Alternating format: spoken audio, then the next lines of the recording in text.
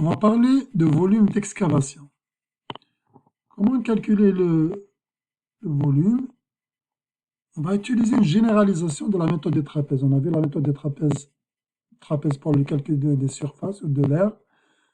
Là, on va généraliser. Donc, on a un terrain un peu accidenté. Donc, pour le calcul de volume, on va faire un quadrillage du terrain. Un quadrillage du terrain de cette manière. On va couper donc. On va faire un quadrillage. Ensuite, on va voir les hauteurs de chaque prisme tronqué en fait. Idéalement, on va faire un quadrillage uniforme, hein, donc les mêmes longueurs, les mêmes largeurs de chaque prisme tronqué. Et finalement, le volume total, c'est la somme de tous les volumes. Le volume total, c'est la somme de tous les volumes. On a vu par exemple, si je vais calculer le volume de ce prisme tronqué, ça serait l'aire de la base étant la même pour tous, fois la somme des hauteurs, fois la somme de ces quatre hauteurs, divisé par 4, la moyenne en quelque sorte des quatre hauteurs. Voilà comment on calcule pour chaque prisme. Pour celui-là, c'est pareil, pour celui-là, c'est pareil. Donc, on peut tout simplement calculer la somme de tous les volumes de chaque prisme tronqué. Mais en faisant ça, on peut observer aussi que si je vois par exemple là, ces arêtes-là, les deux, ils n'appartiennent pas uniquement à ce prisme. Donc, ils vont intervenir dans le premier volume, quand je vais calculer le volume de ce prisme. Celle-là, elle va intervenir aussi quand je calcule le volume de ce deuxième. Celle-là, elle va intervenir lorsque je calcule le volume de ce troisième et lorsque je calcule le deuxième et le premier également. Voilà. Donc, en faisant le ménage dans toutes les hauteurs, c'est-à-dire en décomposant la somme de tous les volumes, en la décomposant, en mettant en évidence les arêtes, on obtient la formule suivante qui dit que c'est l'aire de la base divisée par 4. La somme de toutes les arêtes H1, où H1 est une arête d'un seul prisme. Ensuite, la somme de toutes les arêtes H2. H2, ce sont les arêtes qui appartiennent à deux prismes exactement, le tout multiplié par 2, puisqu'ils appartiennent à deux prismes. On multiplie par 3 toutes les arêtes qui appartiennent à 3 prismes, etc. Voilà, c'est comme ça qu'on calcule le volume d'une excavation. Voilà, donc on est en train juste de calculer le volume du terrain lui-même. S'il s'agit de la terre à extraire, bien sûr, en général, il y a un coefficient de foisonnement, etc. Donc, maintenant, on calcule juste le volume du terrain lui-même. Comme je l'ai dit tout à l'heure, c'est une généralisation de la méthode de trapèze. Donc, le terrain lui-même, forte chance que ce ne soit pas complètement plat ici ou complètement plat ici, etc. Donc, il peut être comme ça, le terrain, une espèce de colline comme ça. Et là, on l'approche justement. Et plus le découpage est grand, c'est-à-dire la taille des prismes tronqués sont petites, plus on va avoir une meilleure précision du volume. Faisons directement une application, donnons un exemple. Dans cet exemple, donc c'est une vue d'en haut, on voit une vue d'en haut, et la longueur de chaque arête ici sont données. Par exemple ici, A1, c'est 9. Donc ici, la profondeur ici, dans l'excavation, quand on va creuser, on devrait creuser 9 mètres par exemple. A2, ici c'est 7, A3 c'est 12, etc. Toutes les données sont là. Maintenant, regardons les arêtes. Les arêtes appartiennent à quoi? Si on veut appliquer la formule, on peut appliquer la formule simple directement, la somme de tous les volumes, de tous les prismes tronqués, ça serait correct bien sûr. Ce serait V1 plus V2 plus V3, etc. On peut faire comme ça. Et on va essayer d'appliquer la formule qui est ici, en utilisant les arêtes. Donc dans ce cas-là, si je veux appliquer la formule, ce serait la base sur 4. Avec la base, on va donner la base ici. On a dit la base est un carré du côté 3 mètres. Donc la base finalement c'est 3 fois 3 égale 9 mètres carrés. Ensuite le volume, on a dit c'est la base sur 4 multiplié par la somme de toutes les arêtes qui interviennent une seule fois, qui appartiennent à un seul prisme. Par exemple si je prends A1 appartient à un seul prisme, A2 non, A3 non, A4 oui.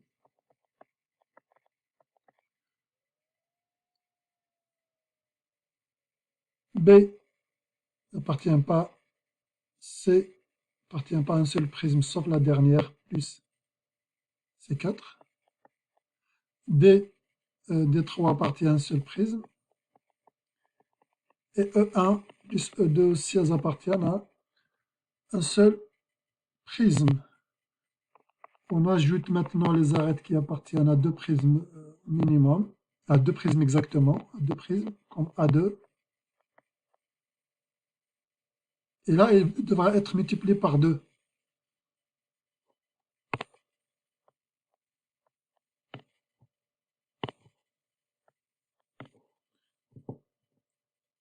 A2 appartient à deux prismes, A3 appartient à deux prismes,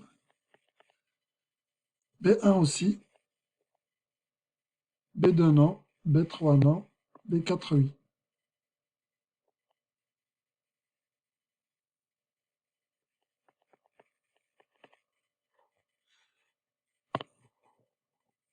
C1 aussi appartient à deux prismes, les autres non. D1 aussi, et c'est tout. C1 plus D1. Ensuite, maintenant, les arêtes qui appartiennent à trois prismes. Là, on peut, à trois prismes, on peut prendre celle-là. On peut prendre celle-là qui appartiennent à trois prismes. C'est les seuls. C'est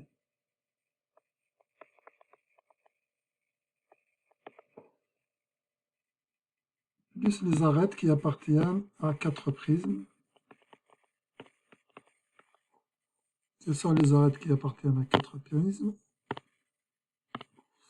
Celle-là appartient à quatre prismes. Celle-là appartient à quatre prismes. Et celle-là appartient à quatre prismes. C'est-à-dire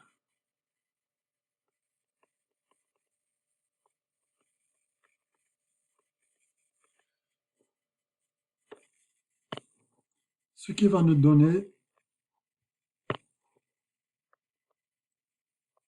621 mètres cubes.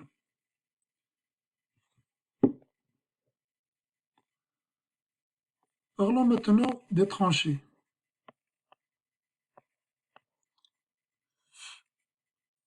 On va estimer le volume de terre à retirer lors de l'excavation d'une tranchée. Donc toujours, on va subdiviser en prismes. Donc on a une tranchée qui peut être très longue, sur plusieurs dizaines, plusieurs centaines de mètres, ça dépend. Pour extraire le volume, pour estimer le volume, on va subdiviser sous forme de prisme à base trapézoïdale. Donc la base, on va considérer c'est ça la base du prisme. Ce sont des trapèzes. On considère que dans cette tranchée, la largeur en haut, c'est la même partout, hein, jusqu'à la fin. Et que la largeur en bas aussi, c'est la même. Elle peut être différente d'en haut, hein.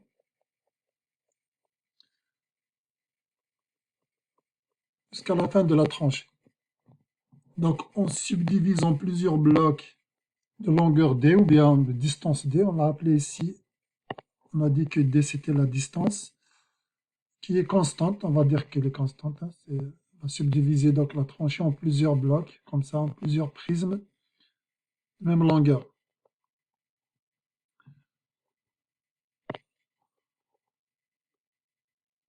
On considère la hauteur pratiquement constante ici, de chaque prisme.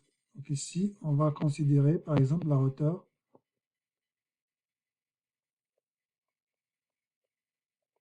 H1 pour le premier prisme, H2 pour le second prisme, etc. Donc ici c'est H2.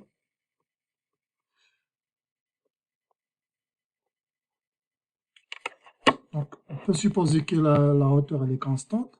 Si la hauteur n'est pas constante du bord à l'autre bord, ce bord à l'autre, on peut prendre la hauteur ici, plus la hauteur là, ici.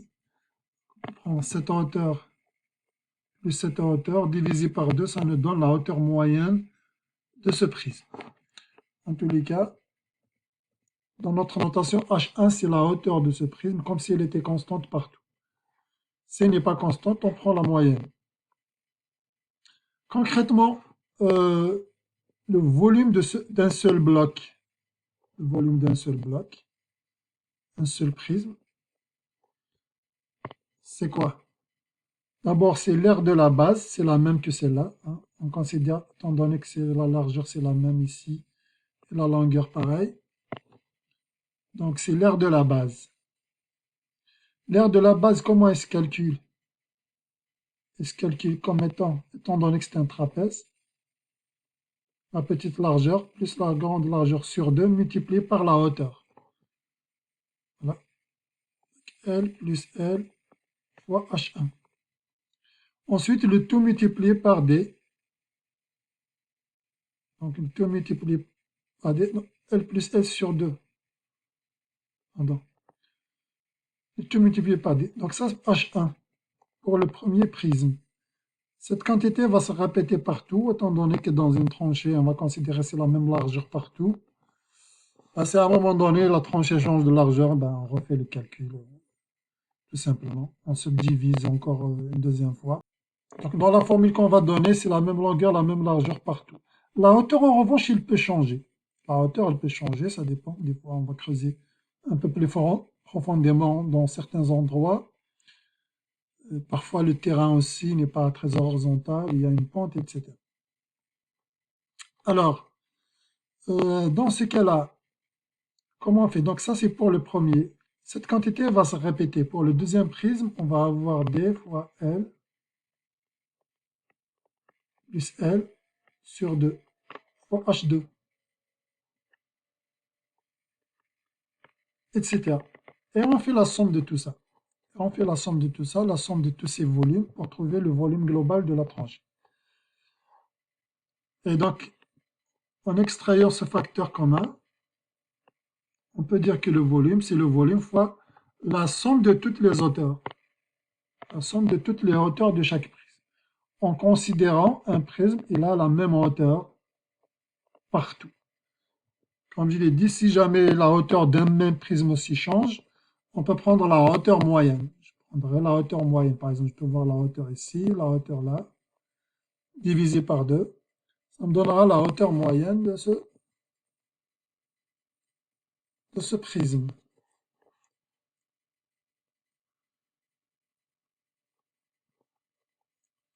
Alors, puisque la largeur de la tranchée ne varie pas, comme j'ai dit, elle ne varie pas ici, de là à là, elle ne varie pas de là à là. En revanche, bien sûr, la largeur en haut et en bas, elle n'est pas la même. HI, c'est la hauteur variable de chacun des trapèzes, de chacun des prismes plutôt. Hein. C'est la hauteur variable de chacun des prismes. Et il faut corriger ici. On va essayer de donner un exemple. Faisons cet exemple. On doit d'abord essayer de comprendre l'exemple suivant. Premièrement, on décide de creuser une tranchée.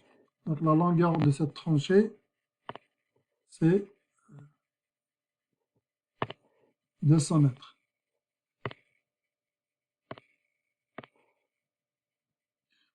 La latitude ici, on est à 100 mètres. Ici, on est à 105 mètres. On creuse dans ce sens, c'est-à-dire on commence la tranchée ici avec une hauteur au début. La première mesure de profondeur, c'est H1 égale 5 mètres. Et la dernière, on va voir combien de mesures. La dernière, on va devoir la calculer, sachant les choses suivantes. Déjà ici, on voit qu'il y a une pente. On a latitude 100, ensuite on a 100,5 mètres. Donc il y a une pente ici. On va devoir calculer cette pente. La deuxième, c'est que la profondeur doit avoir une pente descendante de 0,75%. Par exemple, s'il s'agit d'un assainissement ou quelque chose comme ça, il faut qu'il y ait une pente descendante. Donc ici, de ce côté, on va avoir une pente descendante. La pente, elle n'est pas très élevée, elle est de 0,75%. Ici, une pente de 0,75% veut dire qu'on doit descendre plus bas 0,75 mètres pour chaque 100 mètres de longueur. Chaque 100 mètres, on doit descendre encore plus bas 0,75 mètres. C'est ça ce que veut dire une pente de 0,75%. Tangente θ, c'est 0,75. 0,75%, 0,75 sur 100, donc c'est 0,0075 en fait, tangente θ. Bon, ça c'est le premier point. D'un autre côté, on voit ici une hauteur une altitude de 100,5 mètres, alors qu'ici, on a juste 100 mètres. Donc l'altitude entre le début de la tranchée et la fin, elle a augmenté de 0,5 mètres sur une distance de 200 mètres en fait. On a 0,5 sur 200, une pente de 0,5 sur 200. Donc on a une pente de 0,5 sur 200 égale 0,25%. On peut dire que la pente, on a une pente au haut de 0,25%, en bas de 0,75. La hauteur ici, elle est connue. Au début de la tranchée, à la fin de la tranchée, on peut la calculer. On peut calculer à la fin de la tranchée la hauteur à laquelle on va donner un nom, H quelque chose. Et on va pouvoir calculer cette hauteur, ou la profondeur de la tranchée si vous voulez. Donc, première étape, on doit trouver la hauteur, ici, H à la fin de la tranchée. Sachant qu'on a donc des pentes, on a l'altitude qui change, on a une pente aussi descendante pour la profondeur. En gros, on a une pente ici de 0,75%, donc chaque 100 mètres, avec la règle de 3 en fait, 0,75%. 100 mètres, on va descendre plus bas de 0,75 mètres. Et de 100 mètres, on va descendre de x. Bon, là, le calcul est facile, mais si jamais on n'avait pas 200 mètres, on avait 238 mètres, il faut utiliser la règle de 3. X, ça va être 200 fois 0,75 sur 100. Donc finalement ici, 0,75% veut dire 1,5 sur 2 mètres. 1,5 sur 2 mètres. On ajoute aussi le 0,5 mètres qui a été augmenté dans latitude. Ça va s'ajouter à la hauteur du dernier trapèze. À la hauteur du dernier trapèze, qu'on va appeler HF. Hein, pour l'instant, on va l'appeler HF, la fin de la tranchée. Ça va être donc 5 plus 0,5 mètres ici, et plus 0,75 sur 100, c'est-à-dire 1,5 sur 200. 0,5 plus 1,5, ça donne 7 mètres. Maintenant, la question qui est posée, c'est calculer le volume. Première méthode, on ne va pas utiliser la formule qui est plus haut.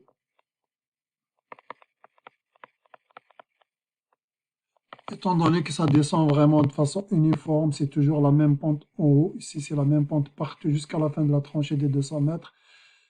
Ici, c'est la même pente aussi partout jusqu'à la fin de la tranchée.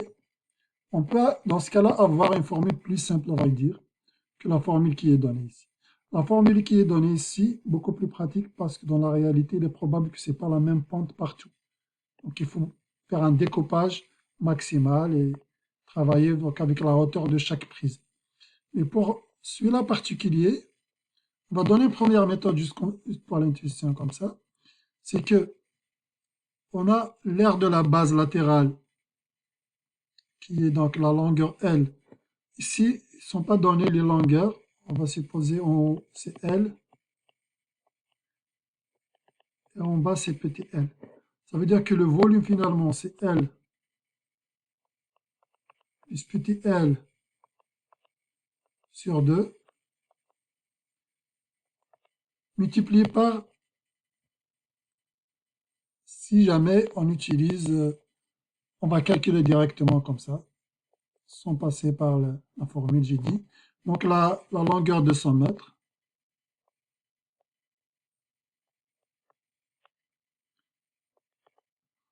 fois la hauteur. La hauteur, on voit bien qu'au début, c'est 5 mètres, à la fin, c'est 7 mètres. On va utiliser la hauteur moyenne. La hauteur moyenne, qu'on peut appeler HM, de tout ce géant trapézoïde. Et dans ces cas-là, ce sera HF, H1, plus la hauteur finale sur 2. C'est-à-dire fois 6 mètres. On obtient le résultat 600 L plus F. Maintenant, si on veut appliquer la méthode, deuxième méthode,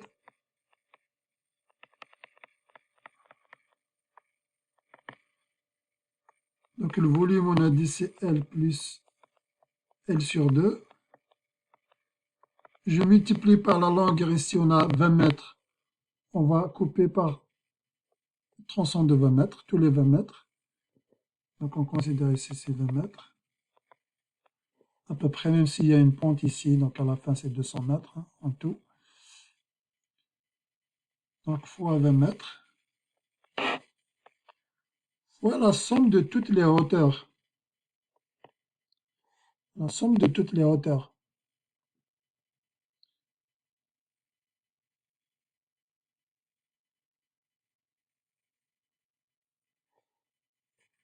Et chaque hauteur, on va l'écrire en majuscule pour distinguer avec le H1 qu'on a utilisé pour le bord, pour le trapèze, du côté latéral. On va utiliser H majuscule. C'est la hauteur moyenne de chaque prisme ici. Donc on va avoir H1 ici, par exemple ici. Grand H1, H2, H3, H4, H5, 6, 7, 8, 9, 10. On a 10 en tout. Alors je pourrais l'écrire comme ça.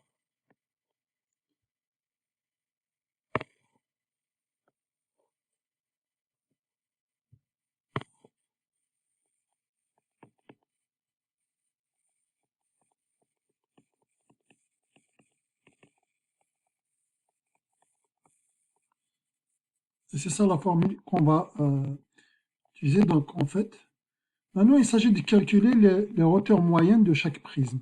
Et ça on peut le faire. On peut le faire H1, comme il a une pente de... On va calculer la hauteur moyenne au centre, au milieu ici. Hein, donc H1.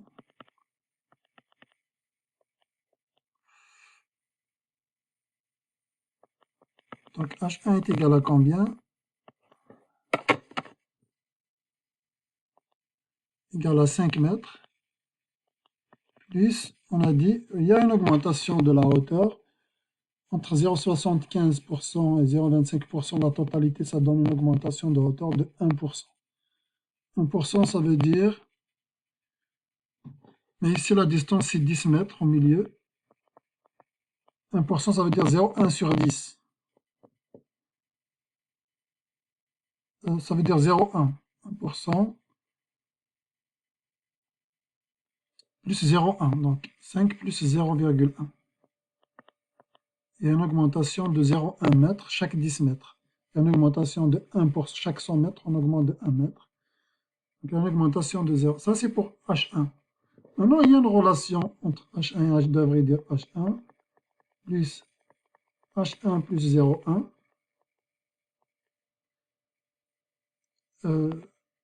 Non, pardon. Ça, c'est H1, ça, c'est H2. H2, il y a une distance de 20 mètres ici. 20 mètres sur 20 mètres. Donc, c'est 0,2 sur 20 mètres. Donc, H1 plus 0,2. Et ainsi de suite. La troisième hauteur, ça sera H2 plus 0,2. On va augmenter encore de 0,2. Ou bien, ça sera H1 plus 2 fois 0,2. Ainsi de suite. En faisant un calcul adéquat, on obtient la chose suivante. L plus L sur 2 fois 20. On voit que H1 va se répéter 10 fois. 10 H1. Ensuite, on a une suite numérique. Vous pouvez réviser votre cours sur les suites. Une suite numérique de 9 termes.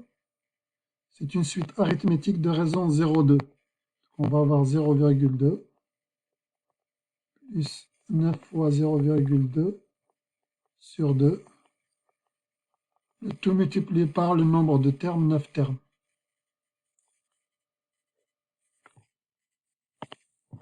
Égale 600 L plus L.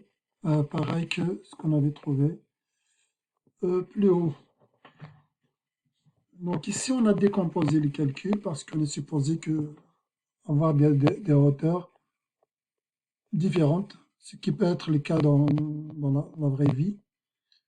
Et ici, on a utilisé des techniques mathématiques sur les suites parce qu'on a vu que la pente augmente vraiment de façon pareille, c'est-à-dire la hauteur augmente à chaque fois. Chaque 20 mètres, elle augmente de 0,2. Donc on a une suite, ce qu'on appelle une suite arithmétique de raison 0,2. Et là, on connaît la somme de n termes. Si on a sommé n termes, 9 termes, si vous voulez. Et on peut inclure celui-là, ça sera 10 termes. Dans ce cas-là, on a commencé le premier terme, c'est 0. Donc ici, le premier terme, c'est 0,2. Le dernier terme, c'est 9 fois 0,2. La totalité des termes, c'est 9. Tout divisé par 2. C'est la formule générale pour la somme de n termes d'une suite arithmétique de raison R. Vous pouvez réviser votre cours. Ou alors, vous pouvez juste, puisqu'on n'a que 10 transons, vous pouvez juste les décomposer, les calculer de cette manière. Voilà. Et pareil, donc, dans cette deuxième méthode, on peut inclure une information utilisée dans la première méthode, même si on a utilisé la somme des hauteurs. Au lieu de les calculer de façon individuelle, comme ça, une à une, on peut directement utiliser, on va dire, la hauteur de chaque trapèze. Ici, la hauteur H peut être considérée comme la moyenne de la première hauteur plus la dernière sur 2. Et ça donne exactement la même chose.